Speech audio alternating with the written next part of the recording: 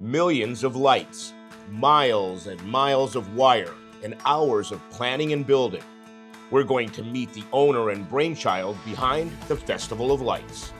Hello everyone, I'm Don Jacobs and I am at a golf course, the Stone Hedge Golf Course. And every year at this time, it turns into something magical. We're gonna go wild with DiscoverNEPA here at the Festival of Lights as they're preparing to unveil what it's gonna look like this year. You're gonna hear from the owner, Karen Ruark. We bought it from the bank back in December of 2016. My role is I created the Festival of Lights. It was all my idea to start with, and then it's kind of gone from there. When we bought the course, we're thinking we need to do something to make it more viable because golf in northeastern Pennsylvania is such a short season. And we used to go away every year in the month of December for my birthday, and we went to Charleston and we saw this drive-through Christmas lights display, so we went. So it was phenomenal. So when we came home, after we bought this, I said, do you think we could do that? So kind of one thing led to another thing, and this is it. Yeah, so tell me, every year you add on a little bit? Yeah, we make at least 1 or 2 new themes every year. And we have 2 new ones this year, and we added some stuff to another theme. So Karen, this one's already up, but it's got some things that you gotta fix and do, but explain the whole setup. Okay, so we're on a tee box, which actually makes it a little bit easier when you're on the fairway or in the rough. Yeah. You usually have to make a hole with a piece of rebar because Okay. they don't call it Stone Hedge for Nothing. for no reason. Lots There's of rock. stones. It's lots of rock.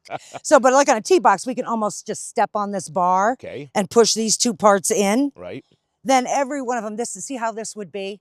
So every one of those has got a rebar that's been hammered into the ground, Right. zip tied to the display. Right. Then they'll put another piece of rebar at an angle out here and another one out there, and they'll run wire because the wind will knock them. We have deer, we have bear, Sure. we have squirrels that come and chew the wire.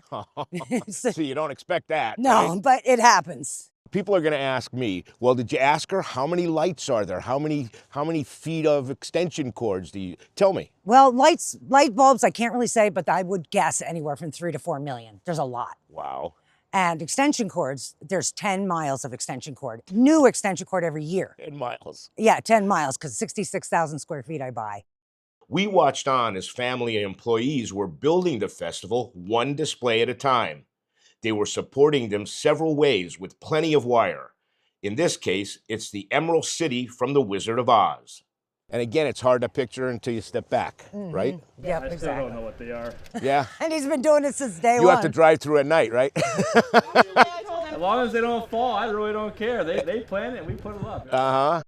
Now, we pulled you from a job. You were doing something. I was wiring. You were You design and wire. She's allowed to join. Oh, okay. You know, they're afraid I might pound a piece of rebar, you know, Oh. like it might fall apart if I pound something. There's a lot of wiring though. I know, I bet.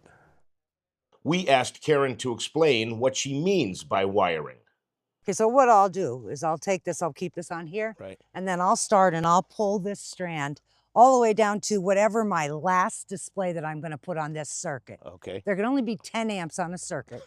Otherwise, it'll blow the circuit. So So much to know and remember. right, exactly. Now, these do not have the draw that the C7s have. Right. They're all LEDs, but these are much less draw. So you put a lot more on one strand than you would otherwise. All right. So this is already drawn. Right. So we'll walk up here and I'll show you what we do.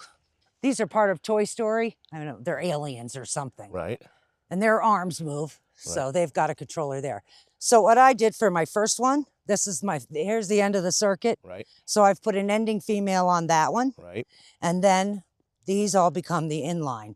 This one just happens to be white, but see how it's right in between. So they call it an inline because it's right in the And line. you can go further down then now. Yeah, now then you go right down here to the next one. I haven't started this one, so what I'll do with this one, so I'm just gonna take an inline and then pull a cap out of here. That slides on like that. Push it like that with my hand. My trusty little pliers. And that actually punctures the wire so Yep, that there's now little- you're hooked up. Yep, there's little prongs in there. You can see them from here. See the little prongs? Yeah. So those will puncture the wire when you put that cap on. After the lights, the wire is all picked up, brought back to my house. I cut all the plugs off and save it so I have them for the next year. Oh, God love you. I like to do it. It's better than eating when I'm watching television. It is by far an amazing undertaking, and Karen is the backbone of the operation.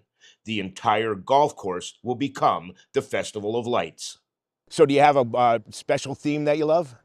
Probably the patriotic is one of my favorites. It really is. It's just, I don't know, it's just beautiful. The colors, everything about it. They say that it's a pretty big line to get here. On the weekends, Friday and Saturday, we try to encourage people to come during the week because it isn't as long of a wait. You hardly ever have to wait more than 15, 20 minutes during the week. On the weekends, sometimes it's an hour, hour and a half. Karen tells us the opening night will be the Saturday before Thanksgiving. And you run right through Christmas. We run every day through New Year's Eve except Christmas Eve. We are open Christmas night, but not Christmas Eve. So this is just an amazing place. I hope you get the same kind of sense of how much work goes into this. This tunnel, which is the last one that you drive through when you're done with the Festival of Lights, is newly designed every year. What does this look like? You're just gonna have to come to see it.